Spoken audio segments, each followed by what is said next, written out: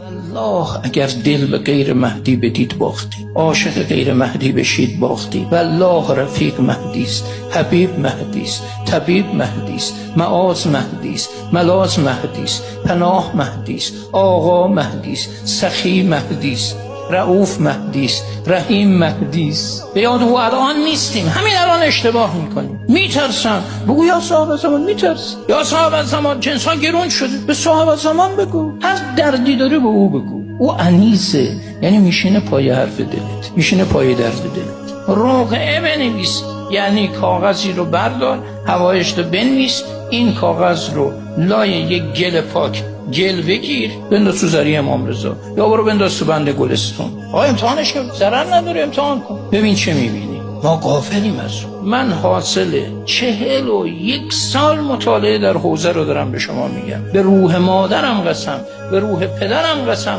حاصل تمام مطالعات عمر ما این است که عزت به دست مهدی است.